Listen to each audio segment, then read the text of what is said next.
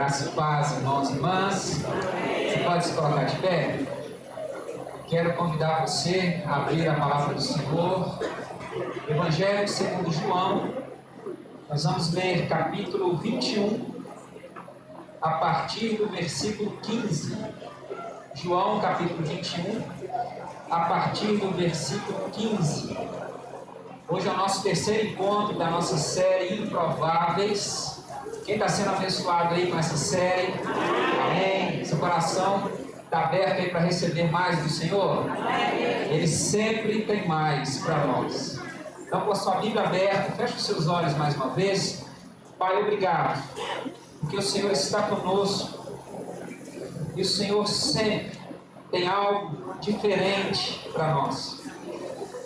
O Senhor é uma fonte inesgotável. E nós queremos nessa noite receber mais. Queremos mais, porque o Senhor tem mais a oferecer. Que sejamos então diante de Ti, terra boa, para receber e acolher essa porção que o Senhor.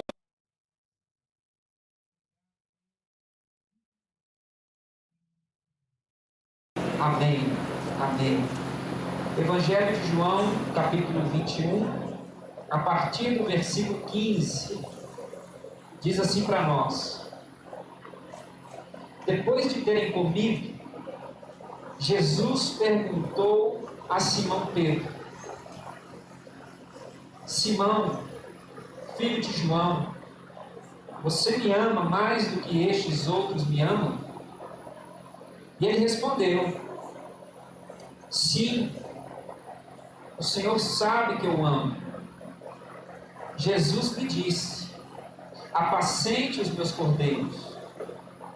Jesus perguntou pela segunda vez: Simão, filho de João, você me ama? Ele respondeu: sim, o Senhor sabe que eu amo. Jesus lhe disse: pastorei as minhas ovelhas. Pela terceira vez, Jesus lhe perguntou: Simão, filho de João, você me ama? Pedro ficou triste por Jesus ter lhe perguntado pela terceira vez: você me ama? E respondeu: o Senhor sabe de todas as coisas, sabe que eu amo. Jesus lhe disse: apacente as minhas ovelhas. Em verdade lhe digo, que quando era mais moço, você se cingia e andava por onde queria. Mas quando for velho, estenderá as mãos, e outro cingirá, e o levará para onde você não quer ir. Jesus disse isso para significar com que tipo de morte Pedro havia de glorificar a Deus. Depois de falar assim, Jesus acrescentou: siga-me, siga-me. Você pode se sentar nesse instante? A exigência da perfeição é um dos mais pesados fardos que nós carregamos na nossa vida. O tempo todo, de todos os lados, nós somos assombrados, assolados pela ilusão da perfeição. A ilusão. E sem contar as pressões externas, seja da sua família, seja de um cliente, seja do mercado, seja das pessoas, seja da religião. Nós temos ainda a nossa própria voz interna. Fala se você não se sente mal quando você se vê diante de um erro. Um erro seu, um fracasso, um escorregão, uma dificuldade que você tem. Eu não sei você, mas isso me deixa muito mal quando eu percebo que eu errei. E a exigência de que nós, o tempo todo, temos que ser perfeito, isso nos esmaga. E para piorar essa crise, a gente precisa ainda lidar com um fato que é imutável. Quer você aceite ou não, quer você concorde ou não, nós somos imperfeitos. Nós somos imperfeitos. Então há, de um lado, uma cobrança, há uma exigência. E nós, às vezes, entramos nesse caminho ilusório de que nós somos perfeitos, de que nós faremos tudo certo, de que o nosso caminhar será plano, perfeito. Mas aí a gente se esbarra com essa realidade. Nós somos imperfeitos. Faz parte da nossa natureza, da nossa realidade. Nós não estamos acabados, perfeitos. E como é que a gente lida com essa situação? Porque nós corremos o risco de, no nosso relacionamento com Deus, vivermos nessa nossa neurose, nessa nossa ilusão de que é possível estarmos diante de Deus com a nossa perfeição. E aí, diante desse fato de que nós somos imperfeitos, como é que a gente lida com isso? E aí essa história, esse personagem improvável, o apóstolo Pedro, ele nos ajuda a entender um pouco melhor de que forma nós podemos, em relação a Deus, em relação às pessoas, ao mundo, lidar com a nossa imperfeição. De que forma? Nós lemos capítulo 21 de João, esse famoso diálogo entre Jesus e João. Estamos no final do Evangelho. Muitas coisas aconteceram no ministério de Jesus para que esse diálogo, essa conversa entre Jesus e Pedro acontecesse. E Pedro, como todos nós, era uma pessoa imperfeita, improvável. Mas a gente não precisa falar muitas coisas para a gente admitir que Pedro foi uma referência. Ele é uma referência, tanto que hoje, aqui na Igreja Metodista no Barreiro, 18 de agosto de 2024, falando da experiência desse homem chamado Pedro. Ele é uma referência. Mas o que a gente nem sempre se lembra é que essa referência chamada Pedro era um improvável. E ele teve que aprender a lidar com as suas próprias imperfeições, a fim de que, apesar das suas imperfeições, se tornasse um instrumento de Deus e uma referência para nós. Perceba o que acontece aqui. Estamos no capítulo 21, e quando Jesus está agora ressuscitado, ele ressuscita no capítulo 20, ele encontra-se agora com seus discípulos, e depois de uma refeição, ele chama Pedro para uma conversa, e ao dirigir as suas palavras a Pedro, ele olha nos olhos de Pedro e o chama de Simão, filho de João. E por que é importante entender e saber por que Jesus está chamando o seu apóstolo, não de Pedro, não de Cefas, mas de Simão, filho de João? Porque lá no capítulo 1, no início do ministério de Jesus, quando Jesus começa a recrutar os seus discípulos, pessoas começam a perceber o que Jesus está fazendo, ele começa a levantar um grupo de seguidores, ele vai chamar alguns discípulos. André, irmão de Pedro, vai ser um dos primeiros. E ao entender que Jesus era o Messias, ele vai atrás do seu irmão e diz assim: Pedro, Simão, nós encontramos. Sabe aquelas profecias que falavam da chegada do Messias? Aqueles anúncios? Sabe aquilo tudo? Nós encontramos essa pessoa. Os meus olhos depositaram-se nele. E o meu mestre antigo, João Batista, confirmou. Quando esse homem passou, João Batista, que estava do meu lado, apontou o dedo e falou assim: lá está o Cordeiro de Deus, que tira o pecado do mundo. Então vocês que estão comigo, me abandonem, vão para ele, porque eu estava apenas preparando o caminho. Então André agora está diante do seu irmão dizendo assim: vamos lá. Nós encontramos esse a quem nós estávamos esperando. E aí Pedro então vai. Só que ele não está empolgado quanto o seu irmão André. O seu irmão André está empolgado, tanto que foi atrás. Outros discípulos, Filipe, depois Natanael, mas Pedro chega para ver o que está acontecendo. Quando ele chega diante de Jesus, Jesus coloca os seus olhos sobre Pedro. E o Evangelho de João vai deixar muito claro, como Pedro vai concluir aqui no 21, que Jesus sabe de todas as coisas. Então os olhos de Jesus estão agora como que penetrando o coração de Pedro, fazendo uma espécie de raio-x. E ele olha para Pedro e diz assim: você é Simão, filho de João. Ou seja, eu sei quem você é, eu conheço você.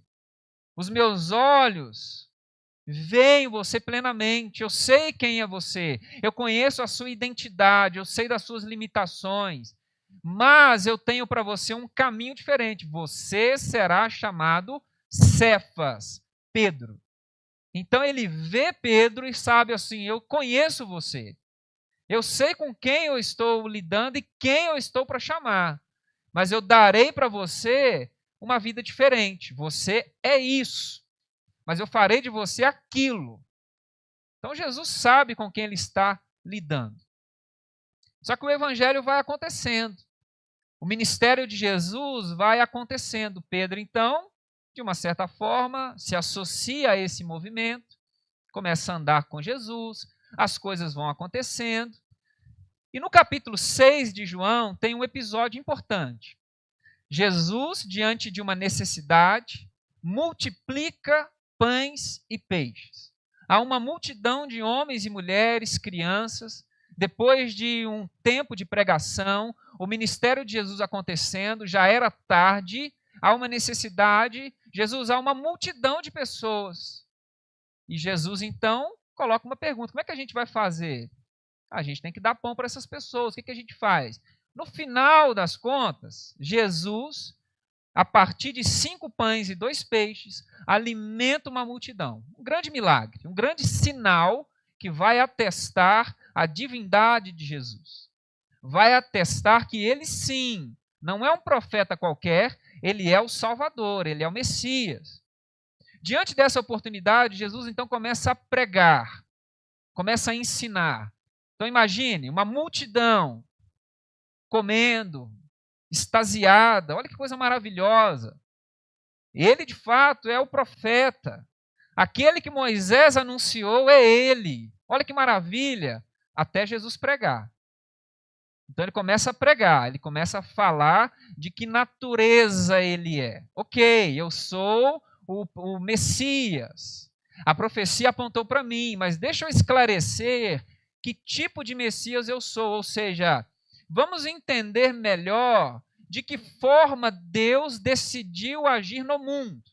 E ele começa a pregar. Então todo o capítulo 6 de João, ele vai ensinando, ele vai falando a respeito da sua própria missão. Eu sou o pão que desceu do céu. Quem comer de mim não mais terá fome, vai viver para sempre. E ele vai desenrolando, vai desenrolando. E a pregação de Jesus vai se estreitando a tal ponto que chega um momento da sua pregação que muitos discípulos, tá? Há uma multidão, há discípulos e há os mais chegados. Muitos discípulos de Jesus, diante daquilo que ele está falando, eles vão dizer assim: para mim não dá mais. Para mim não dá mais. Ó Jesus, legal, a gente até crê que você é o Messias, mas você está falando coisa dura demais de se entender, dura demais de aceitar. Essa sua pregação é muito dura. Nós até cremos que você é o Messias, nós até estamos vendo coisas acontecendo, até nos disponibilizamos para segui-lo, mas você está sendo duro demais. Não dá para continuar te seguindo. Aí Jesus olha para esses discípulos e fala assim: tudo bem. Tudo bem. E muitos abandonam Jesus. Aí ele olha para os 12, e no meio desses 12 está Pedro, e diz assim: e vocês? Vocês também não vão embora, não? Olha o que Jesus está fazendo. Vocês também estão achando duro? Se vocês estão achando o evangelho duro, vocês podem ir embora. E aí Pedro vai fazer uma declaração maravilhosa. Para onde iremos, Senhor? Para quem iremos? Se só tu tens palavras de vida eterna. Se só tu tens palavras de vida eterna. Então, no capítulo 6, nós temos já uma caminhada de um Pedro que parece estar se alinhando àquilo que Jesus está fazendo. Então, imagine, ele surge. João Batista apontou, ele começa a trabalhar, começa a pregar, começa a fazer o que tem que fazer. Aos poucos, o que Jesus faz, o que ele fala, como fala, gera escândalo. Muitos abandonam, mas Pedro, sendo porta-voz dos 12, diz assim: não. Para onde nós iremos? Para quem iremos? Tu tens palavra de vida eterna. Expressão de fé. O tempo vai passando. O tempo vai seguindo. Daí a pouco, Jesus conversando com eles, vai dizer o seguinte: muita coisa está sendo dita a respeito de mim. Para vocês, quem eu sou? Uns estão dizendo, Jesus, que você é João Batista. Outros que você é Jeremias. Outros que você é um profeta. Tá, mas e vocês? Aí Pedro de novo. Tu és o Cristo, o Filho do Deus vivo. Uma confissão de fé. O que Jesus faz? Então deixa eu explicar para vocês do que se trata, ou de que forma Deus decidiu, por meio de mim, agir no mundo. É necessário que o Filho do Homem sofra muitas coisas, padeça, seja açoitado, escarnecido, zombado, morto. Mas no terceiro dia ele ressuscitará. Bastou dizer essas coisas, que essa grande expressão de fé de Pedro parece ter oscilado. Ele estava aqui em cima. Tu tens palavras de vida eterna. Tu és o Cristo, Filho do Deus vivo. Para onde iremos? Para quem iremos? Quando Jesus coloca a realidade dura do seu próprio sofrimento, Pedro chama Jesus à parte. Imagine a cena. Jesus está lá empolgado, falando, como se Pedro passasse a mão no ombro de Jesus, puxasse ele para o lado. Fala, Jesus, você ficou louco? Você vai espantar a clientela, você falar de sofrimento, de morte. E ele repreende Jesus. Marcos capítulo 8, ele repreende Jesus. Imagine Pedro exortando Jesus, dizendo assim, você está falando besteira, Jesus. É isso que está acontecendo. Passa-se o tempo. Jesus está agora em João capítulo 13. Chegada a sua hora de passar daqui para o Pai, Jesus percebendo que seu ministério está sendo desenvolvido, mas é chegada a hora de consumar a sua obra, Jesus então, diante dos seus discípulos, num tempo especial, na mesa do Senhor, preparado uma linda refeição, ele se levanta, tira as suas vestes, coloca uma toalha na cintura e começa a lavar os pés dos seus discípulos. O que Pedro faz? Um passo para trás. Os meus pés você não lava de jeito nenhum. De forma alguma você lavará os meus pés. Então a ideia que Pedro tem de Jesus começa a se abalar. Tu tens palavras de vida eterna, não há para quem ir. Tu és o Cristo, Filho do Deus vivo. Não há outro como o Senhor. Eu creio. Já começa a dar para trás. Por quê? Porque Jesus não está andando conforme as expectativas de Pedro. Ele é o Messias, mas parece ser um Messias esquisito. Ele é o Filho de Deus, mas parece que as coisas não estão saindo como eu esperava.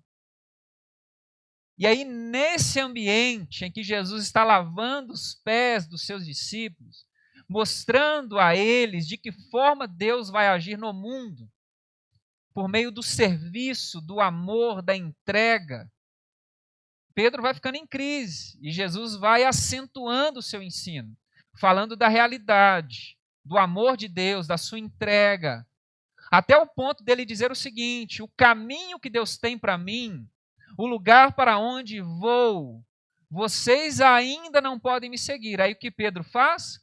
Para onde você vai, Jesus? Para onde que você está indo? E Jesus fala: Pedro, por enquanto, fica na sua, porque vocês ainda não dão conta de me acompanhar. Um dia vocês darão conta, mas o que eu tenho para viver com o meu Pai, o caminho que eu tenho para traçar para vocês, vocês ainda não dão conta. Que é isso, Jesus? Por você eu darei a minha vida. Aí Jesus, eu imagino Jesus pondo a mão na cabeça e falando assim: Pedro, você daria a sua vida por mim, Pedro? Pensa bem no que você está dizendo, Pedro. Pense bem, Pedro. Porque daqui a pouco, você me negará 3 vezes, Pedro. Pense bem no que você está oferecendo. Pense bem nas promessas que você está fazendo. Pense bem no padrão que você está estabelecendo para você mesmo. Sabe por quê, Pedro? Eu te conheço, Pedro. Você está oferecendo para mim o que você não pode oferecer. Você não vai dar conta disso, Pedro. Pense bem. As cenas passam. Capítulo 18 de João. Jesus agora está no jardim, orando. A hora é chegada. O tempo da prisão está às portas. Judas sai para traí-lo. A escolta dos sacerdotes já está vindo. Um cenário complicado. E Jesus está lá, orando, esperando, até que a guarda do templo chega. E aí a gente vê uma cena inusitada. Quando Pedro percebe o que está acontecendo, a gente sempre pensa num Pedro covarde. Mas eu penso que se há alguma coisa que Pedro não é, é covarde. O problema de Pedro é um pouco diferente. Porque quando a escolta do templo chega no jardim para prender Jesus, Pedro saca a sua espada e vai para cima do soldado. E o agride. Pedro, de fato, coloca a sua vida em risco para proteger Jesus. Então, olha que interessante. Lá no capítulo 13, na mesa, Jesus fala assim: você não dá conta de oferecer a sua vida, Pedro. Mas no 18, Pedro está oferecendo a vida dele. Que ele poderia ali ter sido morto, ter sido preso. Parece que tem uma incongruência aqui, tem uma contradição aqui. Jesus falou para ele: você não dá conta, Pedro. Não precisa de me oferecer o que você não pode dar. Mas no 18, Pedro está dando a vida dele. Como eu disse, agredir um soldado poderia até receber a pena de morte, ou ser morto ali, legítima defesa. Ele corta a orelha do Malco. O que está acontecendo? Até que ele vê um problema. Diante daquela cena, o que Jesus faz? Jesus repreende Pedro. Pedro, guarda sua espada. Acaso eu não vou beber do que Deus preparou para mim, do cálice que Deus preparou para mim? E aí Jesus, então, diante daquela cena, ele não resiste, ele se entrega, ele se rende. Há um complô, há um esquema, há uma armadilha. Jesus, podendo fazer qualquer coisa, ele simplesmente se rende. E é justamente isso que é problemático para Pedro. Porque Pedro está disposto a dar a sua vida por um Jesus que ele gostaria que existisse. Ele idealizou um Jesus, o Jesus poderoso, o Jesus forte, o Jesus da guerra, o Jesus do trono, o Jesus que estalaria o dedo e acabaria com todos os problemas de Israel, usando a força que se assentaria no trono de Jerusalém. Daria sequência a uma linhagem monárquica ligada lá em Davi. Mas o que Jesus está fazendo? Jesus está lavando os pés das pessoas. Jesus está falando em sofrer. Jesus está falando em morte. Jesus está falando em se render. Jesus está falando em ser açoitado. Esse tipo de Jesus, por esse Jesus, Pedro não está afim de morrer. Por um Jesus poderoso, ele claro que daria a vida dele. O Jesus guerreiro, o Jesus forte, o Jesus dominador, o Jesus exterminador, mas por um Jesus de toalhinha na cintura, por esse eu não morro de jeito nenhum, você ficou louco? E aí, diante desse Jesus, Pedro nega-o. Ele não está negando o Jesus poderoso, que ele idealizou, quem ele pensou que Jesus seria. Aquele que faria coisas que Pedro gostaria que ele fizesse. Mas quando ele está diante de um Jesus autônomo, que faz o que Deus escolheu para ele fazer, assume inteiramente o caminho de Deus, mesmo que seja um caminho contraditório para a nossa mente humana, esse Jesus a mente de Pedro não suporta.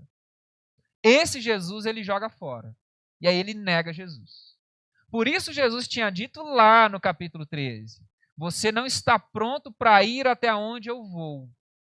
Ao invés de usar a força, eu entrego a minha vida.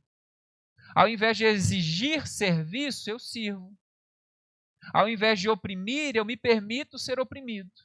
Porque a força de Deus, ela anda por outros lugares. A forma de Deus agir no mundo é completamente diferente. Deus não age amparado pelo poder humano. Deus tem os seus caminhos. E eu prefiro andar na lógica de Deus. Então, esse caminho de Deus manifestado em Jesus, esse caminho, de fato, Pedro não suporta. Ele está pronto para defender um Jesus guerreiro. Agora, um Jesus de toalhinha na cintura, ele não dá conta. Mas o tempo todo, Pedro vai batendo na tecla que ele dá conta. Que ele dá conta. E sabe o que a gente percebe? Que enquanto Pedro esconde a sua imperfeição, enquanto ele nega a sua imperfeição, Pedro vai decrescendo. Vai decrescendo. Você percebe lá no capítulo 6, tu és o Cristo, só tu tens palavras de vida eterna. Ele assume o protagonismo das confissões. Mas da metade do evangelho para frente, Pedro vai decrescendo. Diante dessa primeira cena, do lava-pés e depois, ele como se decrescesse. Estava aqui. Tu tens palavras de vida eterna. Os meus pés você não lava. E agora ele chega até o fundo do poço. Esse eu não conheço. Esse Jesus aí, nunca vi. Então imagine a cena, ele parte para cima de um soldado e agora ele se esconde e nega Jesus a uma criada. Uma pessoa irrelevante para a sociedade. O testemunho dessa pessoa, dessa menina, não faria diferença nenhuma numa condenação. Ninguém acreditaria. E quando essa criada na casa do centurião olha para Pedro e diz assim, você andava com ele, né? Não, não conheço ele, não. E o medo? Então você percebe um declínio, porque Pedro esconde, tenta camuflar a sua imperfeição. Não abraça, não acolhe. Tenta oferecer uma coisa para Jesus que ele não é. Como se Jesus não soubesse. E aí por 3 vezes ele nega Jesus. Até que a gente chega aqui, capítulo 21. Jesus ressuscitado. Encontra-se agora com seus discípulos e vai ter um diálogo com Pedro. E por 3 vezes ele pergunta a Pedro, você me ama, Pedro? Você me ama, Pedro? Você me ama, Pedro? E o resultado desse diálogo é uma tristeza no coração de Pedro. Sabe o que significa isso? Ele entende uma coisa que nós, por vezes, esquecemos. A conclusão de Pedro é, tu sabes de todas as coisas. E por que isso é muito importante para nós, irmãos e irmãs? Nós falamos, né? Isso se torna, por vezes, um jargão, uma frase vazia. Ah, Deus sabe de todas as coisas, né? Mas o que significa dizer isso? Para Pedro confessar isso, diante de uma tristeza de coração. Porque enquanto Jesus vinha proferindo as suas palavras, colocando os seus caminhos, falando até a respeito do próprio Pedro, das suas limitações, Pedro ia resistindo, fazendo como se Jesus não soubesse o que estava falando, como se Jesus não tivesse clareza real do que estava fazendo ou falando. E nós agimos assim, em muitas situações, como se Jesus não soubesse o que está fazendo com a nossa vida, como se Jesus não soubesse o que está fazendo no mundo.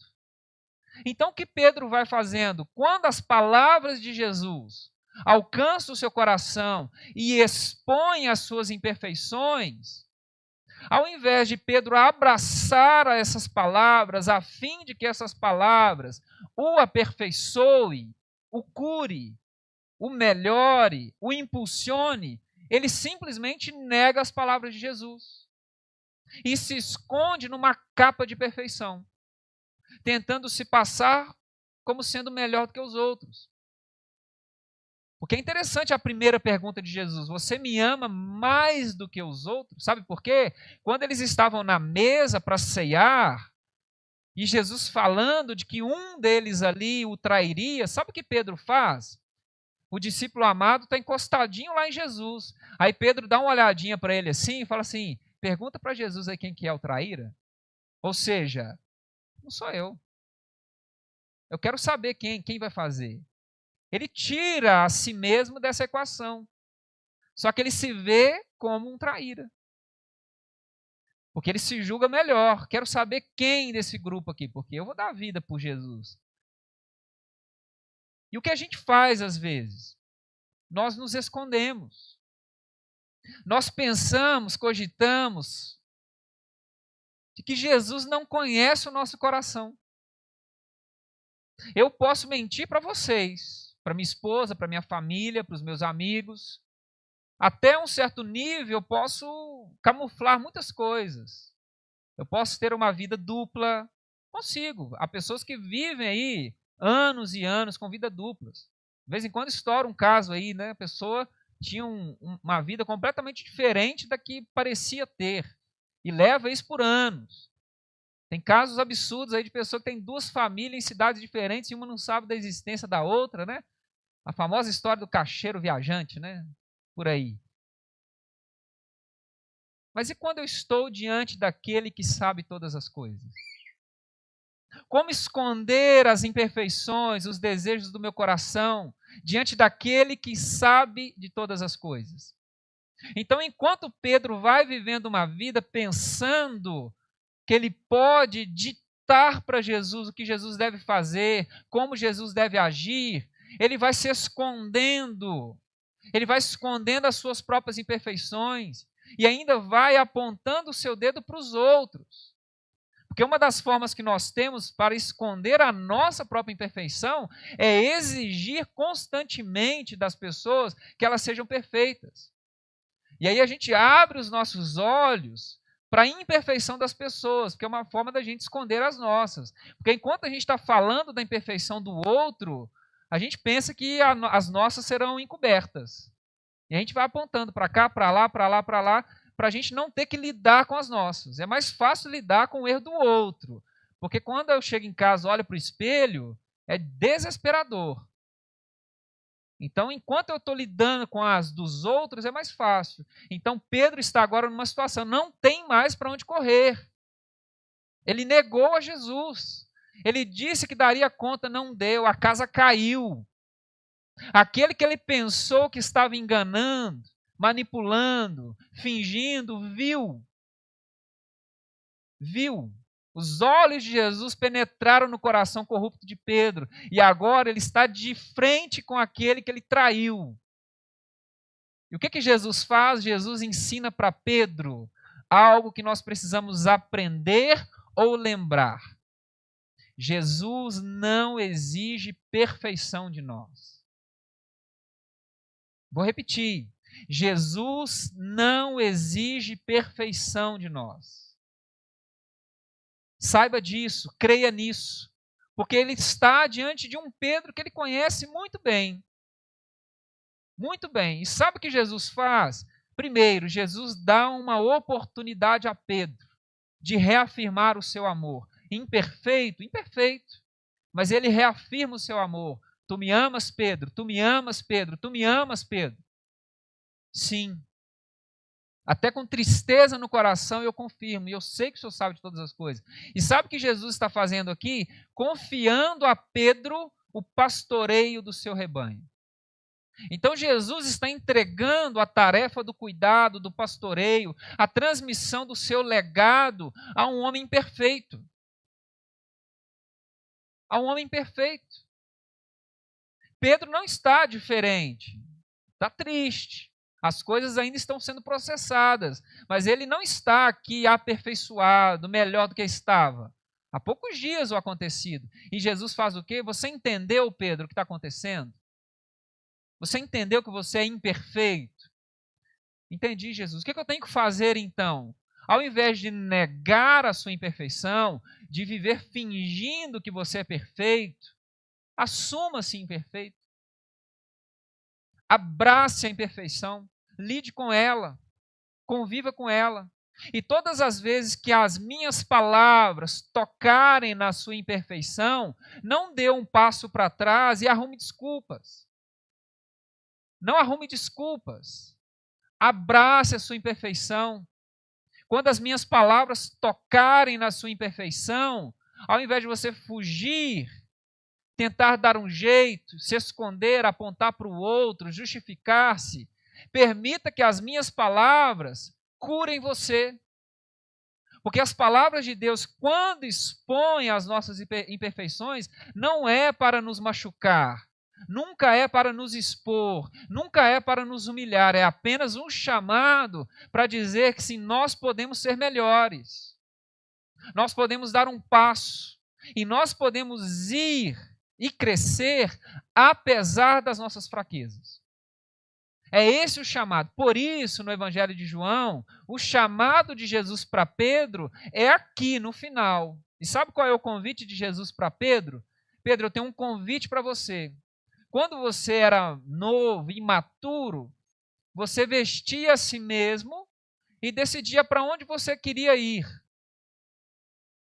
Agora, quando você for maduro, e esse é o convite que eu tenho para você entender o chamado para a maturidade, você vai permitir que o outro vista você, e você vai estender a sua mão e permitir que outros lhe conduzam. Isso é uma metáfora para quê? Para discipulado.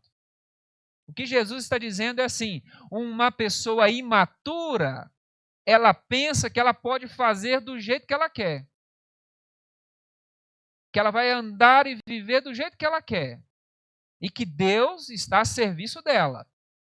Agora, um crente maduro é o crente que faz o quê? Estende a mão e permite que o Senhor o conduza para onde o Senhor desejar. E aí tem uma observação interessante aqui no texto que a gente leu. Jesus disse isso para significar ou para simbolizar a respeito de que tipo de morte Pedro glorificaria o Senhor Jesus. Ele está falando de quê? Você, quando estender a sua mão, você tiver a coragem de parar de viver para você mesmo e se esconder nas suas imperfeições e, apesar disso, estender a sua mão e me deixar conduzi-lo, mesmo imperfeito sendo você, você vai viver de tal modo, de uma forma tão intensa, que você aí sim estará pronto para dar a vida por mim. E vivendo assim a sua morte, glorificará o meu Pai que está no céu. Aí Jesus, depois de dizer essas palavras, ele diz o chamado, siga-me. Você está pronto para seguir, para estender a sua mão, para se deixar ser conduzido, apesar das suas imperfeições? E aí Pedro diz assim, estou. E aí começa aqui a aventura de Pedro. Só que tem um outro problema aqui, muito importante. A gente tem que fugir dos nossos romantismos, das nossas idealizações. Porque logo quando o ministério de Jesus termina, Jesus entrega o desafio da continuidade aos discípulos, a gente adentra aí o livro de Atos dos Apóstolos, o Espírito Santo desce sobre o povo, a gente vê um Pedro diferente. Quando a gente começa a ler o livro de Atos dos Apóstolos, a gente de fato vê um Pedro diferente. Sabe por quê? Pedro se levanta, ele prega publicamente. Então aquele que estava lá com medo, temeroso, se escondendo, trancado dentro das portas de casa, com medo das autoridades, com medo de uma criada, se escondendo, se esquivando, ele está agora de pé para toda Jerusalém pregando, debaixo do poder do Espírito. Capítulo 2 de Atos, capítulo 3, ele vai curar um coxo. Ele vai passar, o cara está na porta do templo, ele cura aquele cara, daqui a pouco ele prega de novo. Milhares de pessoas vão se convertendo, vão se entregando. Mas sabe o que Atos dos Apóstolos e o restante da Bíblia Sagrada não nos esconde? Que Pedro continua imperfeito. O Espírito Santo veio sobre Pedro E o que aconteceu? As imperfeições de Pedro continuaram lá. O apóstolo que está de pé pregando continua sendo imperfeito, continua sendo limitado, continua tendo uma mentalidade ainda necessária de ser ampliada. Quer um exemplo? Pedro, apesar de já ter recebido o Espírito Santo, ainda não entendia plenamente o agir de Deus no mundo. Como assim, pastor? Pedro era um judeu. Um judeu. E um bom judeu, um judeu ali de pedigree, vamos dizer assim, jamais se assentaria para comer, para tomar uma refeição com um gentio, alguém de uma cultura de fora do judaísmo, porque são impuros. Então Pedro, seguidor de Jesus, negou a Jesus, foi restaurado, agora cheio do Espírito Santo, ainda continua com a cabeça pequena, sem entender muito bem o que está acontecendo.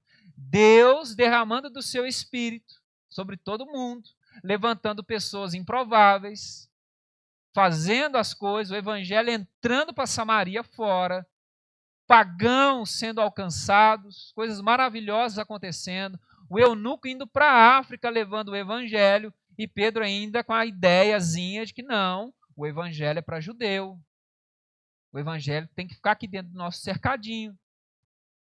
Pedro, cheio do Espírito. Até que chega o capítulo 10 de Atos dos Apóstolos. Pedro está lá na cidade de Jope. Acabou de ressuscitar a Dorcas. Então imagine, o cara foi usado para fazer um milagre semelhante a Jesus. Ressuscitou uma pessoa. Foram atrás de Pedro, ele desceu para Jope, ressuscitou uma pessoa, mas com a cabeça pequena. Aí ele tem um sonho. Que sonho é esse? Deus falando com Pedro que ele precisava abrir a sua mente, que o evangelho precisava ganhar o mundo. Pedro está pensando pequeno. Não, o evangelho é nosso, vai ficar aqui, no judaísmo. E Jesus dizendo assim, abre essas portas, eu vou te mandar para lugares que você ainda não entendeu. Até que ele ainda tentando discernir a experiência que ele está tendo com o Espírito, alguns homens batem na porta da casa onde ele estava. Fazendo o quê? Você pode dar um pulinho lá em Cesareia? Posso. Por quê? O que está acontecendo? Porque o nosso Senhor, Cornélio, pediu para a gente vir aqui te chamar. Algo acontecendo lá. E Pedro então vai, só que tem um problema. Cornélio era um oficial romano. Era alguém de fora da etnia judaica. Na cabecinha de Pedro, Jesus veio para judeu. E Jesus agora está chamando Pedro para uma missão fora. Fora. E eu adoro essa cena. Pedro chega lá na casa de Cornélio, um bando de pagão. Aí ele entra, a primeira coisa que Pedro fala, vocês bem sabem que um bom judeu jamais estaria aqui com um povo dessa laia como vocês, né? Basicamente isso. Basicamente isso que ele diz. Mas o Espírito Santo me trouxe aqui, eu por obediência vim, para saber o que vocês querem de mim. Aí o Cornélio explica, olha, está acontecendo um movimento, Deus me deu uma visão, Deus me deu um sonho para chamar você, me deu até o endereço da casa que você estava, eu mandei te chamar. E aí Pedro começa a achar estranho. Uai, eu tive uma visão lá em Jope. O cara em Cesareia manda me buscar falando que Deus tem algo para fazer aqui. E Deus deu o endereço da casa onde eu estava. E aí Pedro começa a pregar. Falar de Jesus, do Evangelho. E lembra-se, ele chegou dizendo assim, um bom judeu jamais estaria aqui, porque vocês são tudo povo de segunda categoria, mas vamos ver o que Deus tem. E Pedro pregando, falando do Evangelho. Pedro pregando, o Espírito Santo rasga o céu, interrompe Pedro e batiza todo mundo. Todo mundo. O que aconteceu lá em Atos 2 acontece dentro da casa de um pagão. As pessoas foram tomadas de línguas, de dons. O Espírito Santo tomou a casa de Cornélio. Pedro fica louco. Só que passa um tempo. Então, de novo, cheio do Espírito, viveu essa experiência na casa de Cornélio. Está acontecendo um movimento lá em Antioquia. Paulo e Barnabé estão lá. Pedro vai lá ver o que está acontecendo. Leia Gálatas capítulo 2. Paulo e Pedro têm um bate-boca. Sabe por quê? Pedro chega lá. A igreja de pagão, né? Tive a experiência lá com Cornélio. Ô Pedro, vamos fazer um lanchinho aí. Pedro senta, né? Comendo, batendo papo. Só que chega a notícia que um pessoal de Jerusalém, a mando de Tiago, o irmão de Jesus, mandou uma galera lá para ver o que está acontecendo. Quando Pedro desconfia que tem gente de Jerusalém chegando, e dá um pulo da mesa, limpa a boca e dá uma de piedoso judeu. Não, eu não me sento com esse povo. Ah, para quê? Leia Gálatas 2. Paulo vai dizer assim, eu resisti ele face a face na frente de todo mundo. Você é um hipócrita. Porque você, nem um bom judeu senta com um pagão e quer exigir dos pagãos uma piedade que nem você oferece. Dá um quebra-pau danado. E por quê? É o Pedro. Aí vai todo mundo para Jerusalém para conversar a respeito da bagunça. O que está acontecendo em Antioquia? Aí lá em Atos 15, tem o primeiro concílio da igreja. E sabe o que Pedro faz? Pedro se levanta e testemunha. Fala, gente, realmente, Deus está caindo sobre todo mundo, o Espírito está descendo sobre todo mundo, Deus está fazendo um negócio diferente aí, esquece esse negócio de judeu, é legal, Deus fez uma coisa lá, mas o evangelho não cabe lá. Está acontecendo uma coisa diferente. Por que eu estou dizendo essas coisas para você? Por quê? A imperfeição de Pedro não acabou em João 21. A imperfeição de Pedro não acabou em Atos 2. A imperfeição de Pedro não acabou na casa de Cornélio. Ela seguiu Pedro toda a sua vida. Mesmo que ele foi aos poucos se tornando, ele vai se tornar o líder de Antioquia, depois o líder de Roma, depois o nome de Pedro vai ser um dos principais nomes do Evangelho. Há 2 epístolas na nossa Bíblia Sagrada relacionadas ao nome de Pedro. Ele é uma referência, ele encabeça a lista dos 12 apóstolos. É indiscutível que Pedro foi o primeiro líder da igreja. É indiscutível esse fato. Mas a imperfeição de Pedro o acompanhou aonde? Até o túmulo. Mas sabe o que Jesus está dizendo para nós? Que a nossa imperfeição não será impedimento para sermos usados por Deus. Não será impedimento. O que nos cabe é fazer o que Pedro fez, acolher a sua imperfeição. Para o comodismo, não. Contando com a misericórdia de Deus e se permitindo ser aperfeiçoado. E a cada queda, não faremos como Judas fez, tomado de orgulho, de vaidade, de remorso, sem dar conta de assumir o seu próprio erro, preferiu tirar a sua vida. Pedro deu o seu rosto, se expôs. Se expôs. A gente pensa em Pedro como essa roda gigante, né?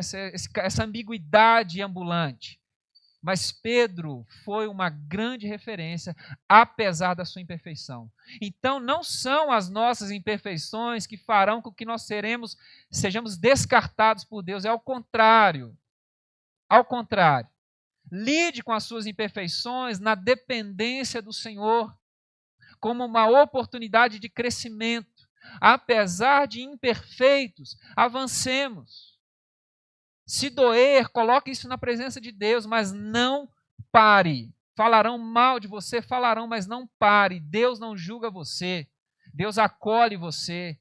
Você pode se tornar um problema para alguém, não interessa. Se arrependa, vá. Mas não retroceda por causa da sua imperfeição. Não se permita assumir palavras de acusações porque você errou. O seu erro pode ter fechado a porta para alguém, mas sempre a porta do céu estará aberta para você, porque Deus é Deus de segundas chances. E Pedro é um improvável, por quê? Porque ele era perfeito, justamente o contrário. Porque abraçou as suas imperfeições, o improvável se tornou uma das nossas maiores referências do Evangelho. Então, não retroceda. Acolha as suas imperfeições e seja um instrumento do céu. Do céu. Sabe por quê? O poder de Deus se aperfeiçoa nas nossas fraquezas. Você coloca de pé, eu quero orar por você. Eu quero orar por você nessa hora.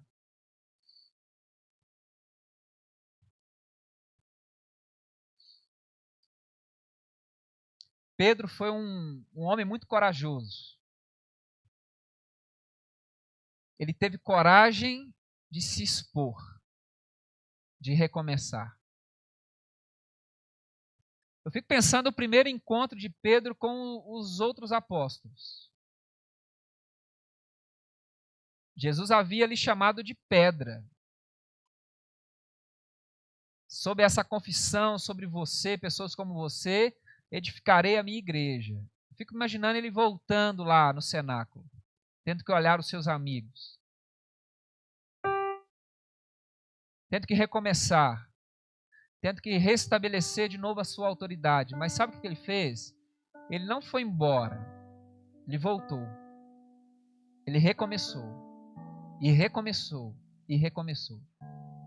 Porque ele entendeu isso, Jesus estava sempre com a sua mão estendida, a fim de levá-lo para níveis maiores.